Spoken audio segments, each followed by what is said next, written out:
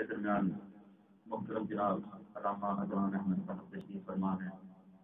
میں نہایت ہی ادب و احترام کے ساتھ ملک میں وہ تشریف لائیں اور بارگاہ حضرت میں اپنے حاضری پیش کریں. محترم جناب علامہ اذان احمد.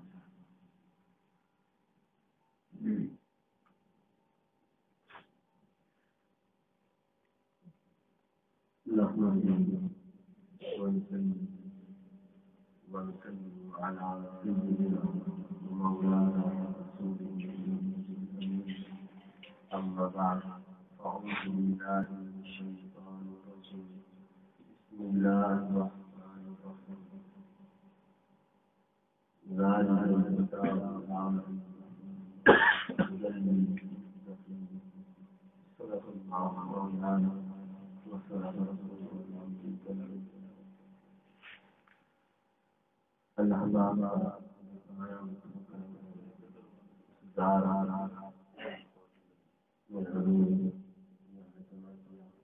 بے شک بے شک بے شک الحمدللہ. اور ہم مولانا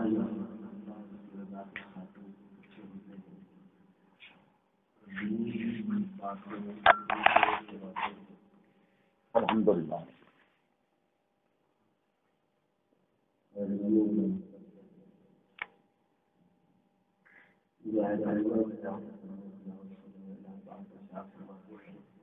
یہ وہ کتاب ہے ظالم کتاب ہے.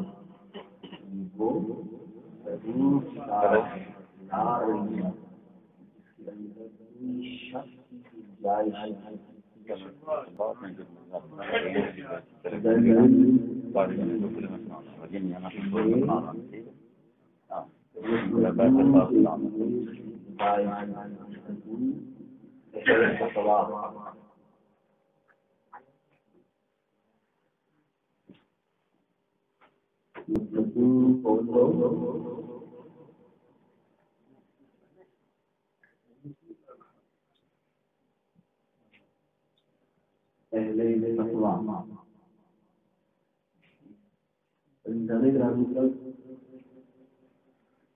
کتاب سے یہاں مراد قرآن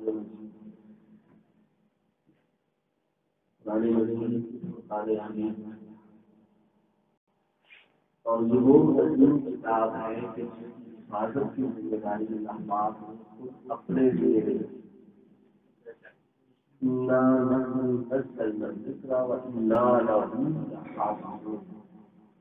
کہ ہم نے ہی کتاب کو نازل کیا ہے حفاظت کرنے والے. تو جس کتاب کی حفاظت باری تعالیٰ خود کر رہا ہو اس کتاب کے اندر کی شک گنجائش بات ہی نہیں رہی.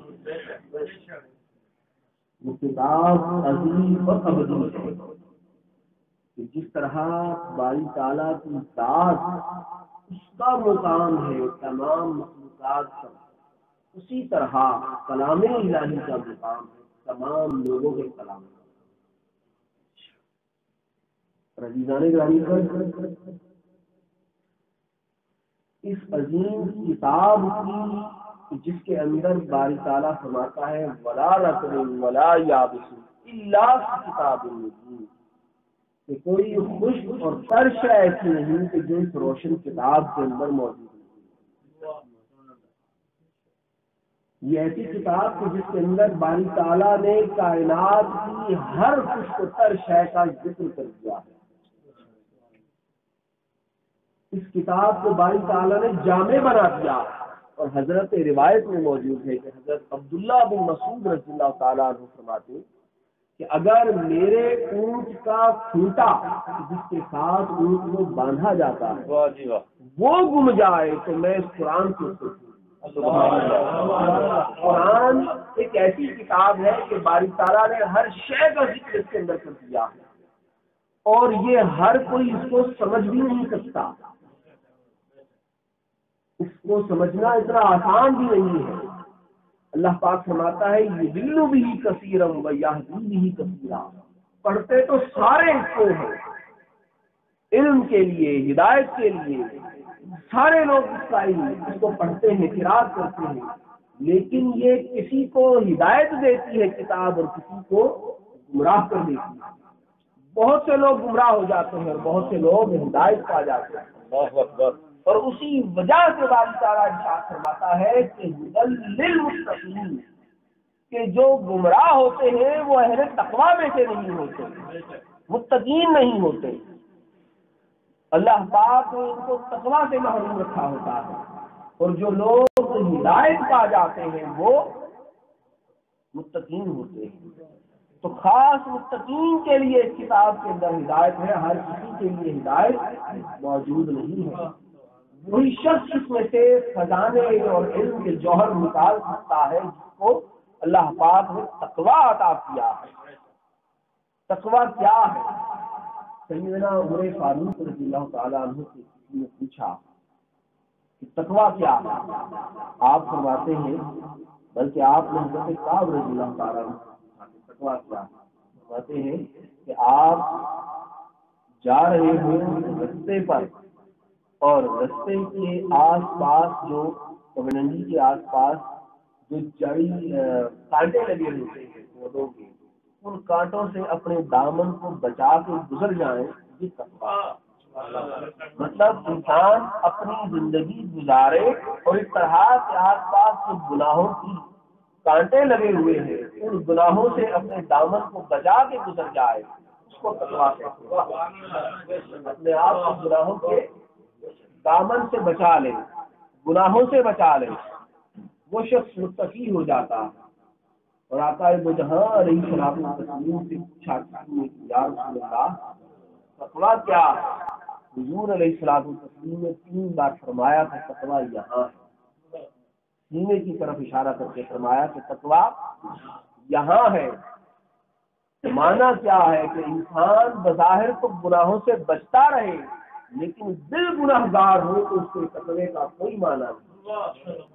گناہوں سے تو بچتا رہے ظاہراً، لیکن اس کی نیت نہ ہو گناہوں سے بچنے کی، ریاکاری ہو، لوگوں کو دکھاوے کے لیے ہو، تو وہ تقویٰ نہیں ہے۔ تقویٰ یہ ہے کہ اپنا دل صاف رکھے، دنیا کے اندر رہے لیکن دنیا میں دل نہ رہے۔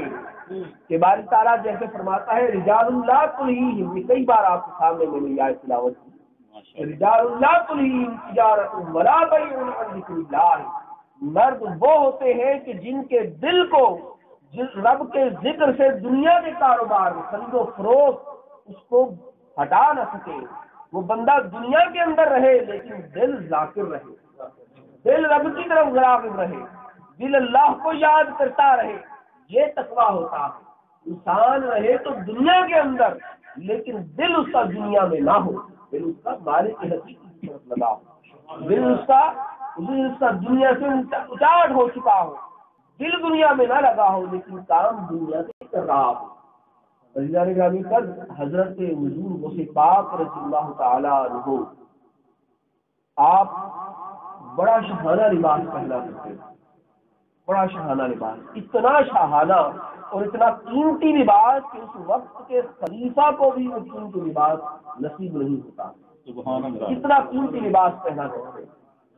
کسی معترض نے جب اعتراض کیا تو اس کو پتا، تو حضور غوث پاک رضی اللہ تعالی عنہ ان کی سیرت سے اس کو پتا چلا کہ حضور غوث پاک رضی اللہ تعالیٰ عنہ جب رستے میں گزر رہے تھے تو آپ سے کسی نے اللہ کے واسطے سوال کر دیا کسی جگہ گئے، حضور غوث پاک رضی اللہ تعالیٰ عنہ سے اپنے سر سے امامہ اتار کر اس کو دے دیا، اور جب آپ کے اسی قیمتی لباس میں کہیں نقص آ گیا، ہٹ گیا، ادھر گیا، کوئی وجہ بن گئی، تو حضور غوث پاک رضی اللہ تعالیٰ عنہ نے یہ نہ کیا کہ یہ جتنا قیمتی کپڑا ہے اس کو اتنے ہی قیمتی کپڑے سے پیوند لگا دیں، انہوں نے ٹاٹ کا ٹکڑا نکالا اور اس کو پیوند لگا دیا۔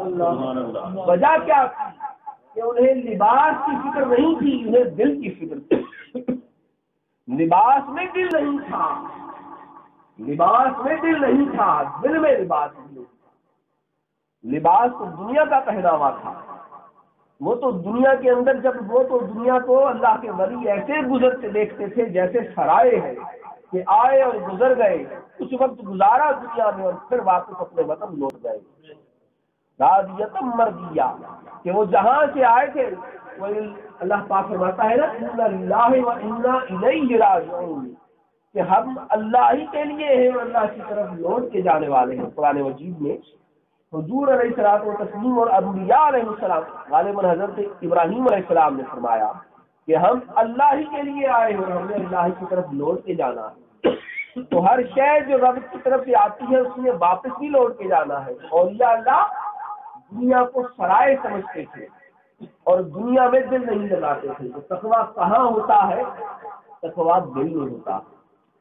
ظاہراً گناہوں سے بچنا ایک علیحدہ بات ہے، لیکن دل کو بچا کے رکھنا یہ بڑی بات ہے، یہ سب سے بڑی بات ہے کہ جو انسان دنیا میں رہتے ہوئے اور دنیا میں دل نہ لگاتے تقویٰ ان کے پاس ہوتا ہے۔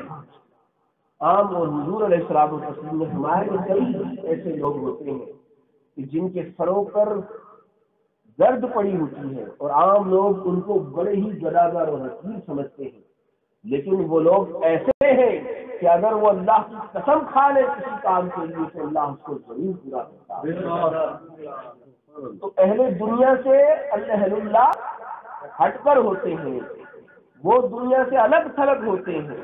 بزرگوں سے پاک رضی اللہ تعالیٰ عنہ فرماتے ہیں جلاء الخواطر کے اندر وہ مکتوبات ہیں، حضور صلی اللہ علیہ وسلم کے ملفوظات کو، آپ کی گفتگو کو لکھا آپ کے بیٹے نے سیدنا عبد الرزاق رحمۃ اللہ علیہ، اور اس میں انہوں نے نقل کیا آپ حضور صلی اللہ علیہ وسلم فرماتے ہیں کہ پہنو وہ جو دوسرے پہنتے ہیں اور کرو وہ جو دوسرے نہیں کرتے۔ نظر تو ایسے آؤ جیسے دنیا میں رہ رہے ہو، لیکن دل دنیا سے اٹھا ہوا۔ کام وہ نہ کرو جو دنیا دار کرتے ہیں، کام وہ کرو جو اہل اللہ کرتے ہیں۔ عزیزان گرامی کا ساری گفتگو کا، ساری تمہید کا خلاصہ یہ ہے کہ تقویٰ کا انحصار دل پر ہوتا ہے کہ دل کتنا متقی ہے، دل کتنا تقوی والا ہے، دل رب کی یاد میں رب کے خوف سے کتنا تڑپنے والا ہے، اس کے دل میں رب کی یاد کتنی ہے، وہ معیار ہے تقوی کا۔ ظاہراً تو کئی لوگ نظر آتے ہیں وہ معیار نہیں ہوتا تقوی سے، گناہوں سے بچنے والے۔ عزیزان گرامی قرآن سے پوچھتے ہیں کہ اللہ پاک نے متقی اور تقویٰ ان لوگوں کو عطا فرمایا۔ جب ہم قرآن کی طرف، قرآن سے جب ہم پوچھتے ہیں کہ قرآن مجید میں اللہ تعالیٰ ارشاد فرماتا ہے، پہلے اللہ پاک فرماتا ہے کہ یا ایھا الذین آمنوا لا ترفعوا اصواتکم فوق صوت النبی ولا تجهروا له بالقول كجهر بعضكم لبعض ان تحبط اعمالكم وانتم لا تشعرون۔ اللہ پاک ارشاد فرماتا ہے کہ اے ایمان والوں، اپنی آوازوں کو حضور کی آواز سے بلند مت کرو، اور ایک دوسرے کو جس طرح تم بلند آواز سے بلاتے ہیں اس طرح میرے حبیب کے سامنے بات مت کیا کرو۔ کہیں تم نے ایسا کر لیا غلطی سے تو اللہ پاک تمہاری ساری عمر کے اعمال ضائع کر دے گا اور تمہیں شعور بھی نہیں دے گا۔ سب سے بڑی سزا دی باری تعالیٰ، سب سے بڑی سزا انسان عذاب قبر ہوتا ہے، جہنم کا عذاب ہے، لیکن ساری سزاؤں سے بڑھ کر سزا یہ ہے کہ باری تعالیٰ انسان کے ذہن سے احساس ختم کر دیتا ہے کہ وہ گناہ کر رہا ہے، وہ باری تعالیٰ کی نافرمانی کر رہا ہے، وہ خیر کو چھوڑ کر شر کو اختیار کر لیا ہے۔ اور باری تعالیٰ نے اسی سے ملحق آیت میں کیا ارشاد فرماتا ہے؟ فرماتا ہے ان الذین یغضون اصواتهم عند رسول اللہ، کہ بے شک جن لوگوں نے اپنی آوازوں کو اللہ کے رسول کے سامنے پست کر لیا، جس نے میرے حکم کو مان لیا، جس نے میرے حبیب کے سامنے ادب کا اور لحاظ کا، اس کے احترام کا، اس کے اکرام کا، اس کے شرف کا اقرار کر لیا اور عمل پابند ہو گیا، باری تعالیٰ فرماتا ہے کہ بے شک وہی لوگ ہیں جنہوں نے میرے مصطفیٰ کا ادب کر لیا، جنہوں نے میرے مصطفیٰ کی تقریم کر لی، میں نے ان کے دلوں کو تقویٰ کے لیے منتخب کر لیا۔ عزیزان گرامی، لوگ تقوی کو کیا سمجھتے ہیں خبر نہیں ہے، وہ عبادتیں کرتے پھرتے ہیں، تسبیحات کرتے رہتے ہیں، وہ سنتوں کا نام لیتے ہیں لیکن خبر نہیں کہ تقویٰ کیا ہے۔ تقویٰ یہ ہے کہ اللہ کے رسول کا ادب کیا جائے، تقویٰ یہ ہے کہ اس کے حبیب کا احترام کیا جائے، تقویٰ یہ ہے کہ اس کے حبیب کو رب کا سب سے بڑھ کر بعد خدا بزرگ کوئی سمجھا جائے۔ تقویٰ یہ ہے کہ جس طرح باری تعالیٰ اپنے مصطفیٰ کو اپنے سے جدا نہیں سمجھتا، اسی طرح بندہ بھی خدا کے حبیب کو اس سے جدا نہ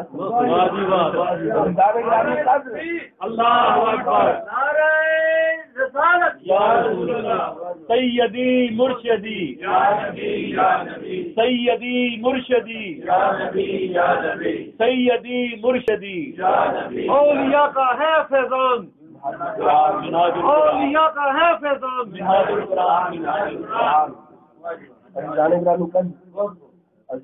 حاضرین، بات یہ ہے کہ باری تعالیٰ نے کتاب میں ہدایت کو دی ہے، یہ ہے ہی سراسر ہدایت، ہدایت سے خالی نہیں۔ مولا چاہتا تو اپنے نبیوں کو بغیر کتاب کے بھی بھیجتے، کاش ہدایت مل جانی تھی، لیکن کتاب دی، دستور دے دیا کہ ایک حرف بھی اس کے آگے پیچھے نہ ہو۔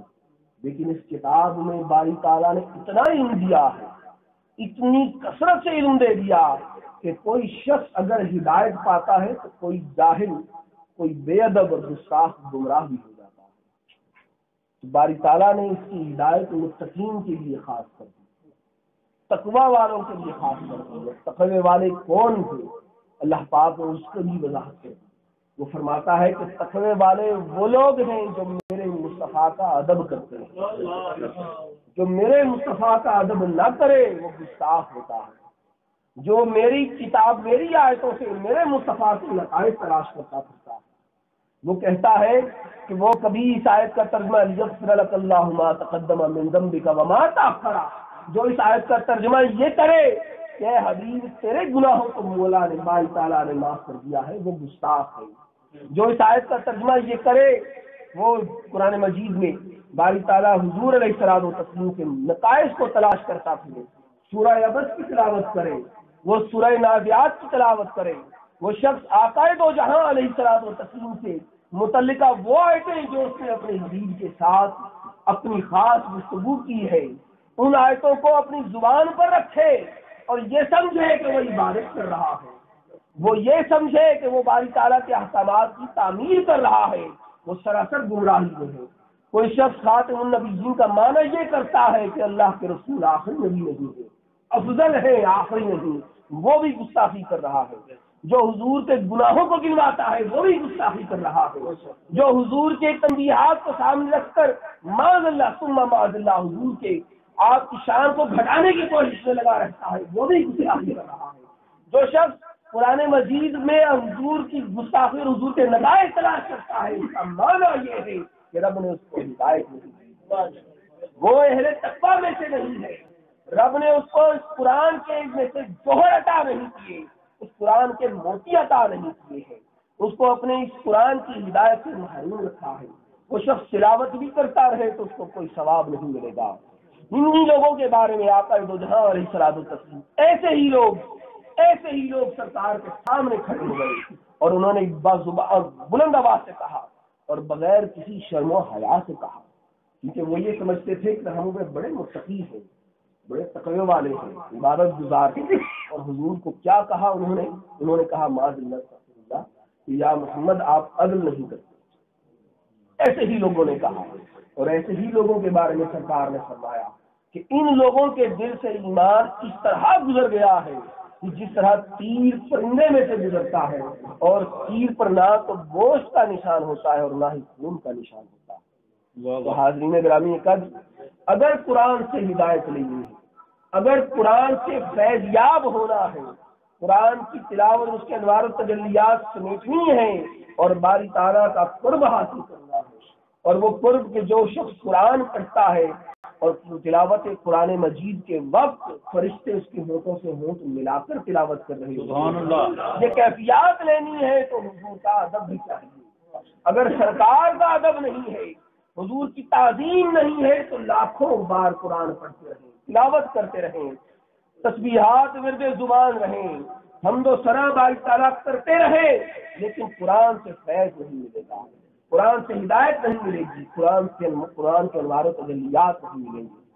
تو عزیزان گرامی قدر، آج کی اس مختصر گفتگو کا خلاصہ اور اس منہاج القرآن کی اس گفتگو میں پیغام یہ ہے کہ ہمیں حضور علیہ الصلوۃ والتسلیم کی کثرت کے ساتھ حضور کی زیادہ سے زیادہ تعظیم کریں، زیادہ سے زیادہ ادب اور زیادہ سے زیادہ تکریم کریں، اگر ہم یہ چاہتے ہیں کہ قرآن سے ہمیں ہدایت ملے اور قرآن کے مطابق قرآن کے رستے پر ہم چلیں، تو اس کا مطلب یہ ہے کہ ہم حضور کی زیادہ کثرت کے ساتھ ان کی تعظیم کریں اور ان کی تکریم کریں اور حضور کا ذکر ذکر زبان پر قرآن مجید سے حضور کی شان تلاش کریں، حضور کی جس طرح باری تعالیٰ نے وہ آیتیں پڑھیں جن میں اللہ پاک و حضور کی شان بیان کی ہے، ان پر توجہ نہ دیں کہ جس میں معاذ اللہ تعالیٰ یہ سمجھتا ہے کہ اللہ پاک و حضور کی شان گھٹائی ہے، حالانکہ قرآن کے کسی صفحے پہ باری تعالیٰ نے حضور کی شان کو کم نہیں کیا۔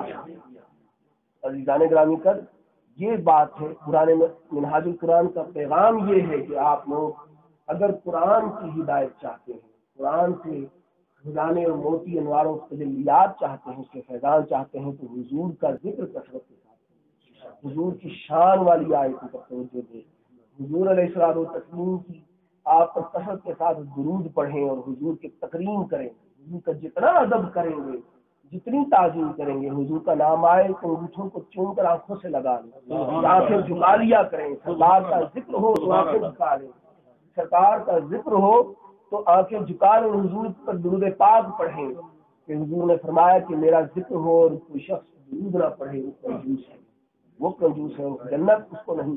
جس طرح وہ درود پاک پڑھنا بھول جاتا ہے، قیامت کے روز باری تعالیٰ اس کو جنت بھلا دے گا، جنت کا رستہ بھلا دے گا۔ عزیزان گرامی قدر، حضور علیہ الصلوۃ والتسلیم کی تکریم، آپ کا ادب، آپ کی توقیر، یہی منہاج القرآن کا پیغام ہے، اور اسی کا پیغام لے کر حضور شیخ الاسلام نکلے۔ اللہ پاک ہمارے حال رحم کرے اور ہمیں اہل تقویٰ میں سے بنائے۔ ماشاء اللہ میرے دوستو، میرے ایک بھائی نے نعرہ لگایا تھا کہ اولیاء کا ہے فیضان، منہاج القرآن منہاج القرآن۔ میں تھوڑی سی وضاحت کرنا چاہوں گا اس کی جو انہوں نے نعرہ لگایا ہے کہ ایک نمونہ تو آپ کے سامنے ہے، اس کی عمر دیکھیں اور ان کا خطاب دیکھیں، اتنی ینگ ایج میں اگر اس طرح کا قرآن و حدیث کی روشنی میں کوئی خطاب کرتا ہے تو یقیناً اس پہ اولیاء کا فیضان ہوتا ہے۔ اور الحمدللہ رب العالمین، پوری دنیا میں منہاج القرآن کے اسکالر آپ لوگوں کو شاید سننے کا موقع ملا ہو۔ لندن سے علامہ رمضان قادری صاحب آئے تھے، علامہ قریشی صاحب آئے تھے اور مدثر روان صاحب آئے تھے۔ جی ہاں، تو جب ان کو دیکھتے ہیں تو یقین ہو جاتا ہے کہ اس پہ یقیناً اولیاء کا فیضان ہے۔ ماشاءاللہ، جس طرح انہوں نے آج خطاب کیا یا اس سے پہلے بھی یہ خطاب کرتے رہتے ہیں، اور اللہ تبارک و تعالیٰ، میری ان کے لیے دعا ہے کہ اللہ تبارک و تعالیٰ ان کو اور بلندیاں عطا فرمائے اور علم اور عطا فرمائے، اسی طرح ہمیں یہ روشنی بانٹتے رہیں اور ہم ہمارے سینے روشن ہوتے رہیں۔ اتنی ینگ ایج میں اس طرح کا خطاب کرنا، ماشاءاللہ، اللہ پاک نظر بد سے بچائے، اور یہ یقیناً اولیاء کا فیضان ہے۔ اور ہمارے قائدین فرماتے ہیں کہ حضور غوث اعظم رضی اللہ تعالی عنہ کا ڈائریکٹ فیضان جو ہے ہمارے اوپر، اللہ پاک ہمیں اس فیضان کو سمیٹنے کی توفیق عطا فرمائے۔ اب حالت میں درود و سلام کے مقامے پیش کرتے ہیں محترم جناب محمد تنویر فاضل سے میں ملتمس ہوں۔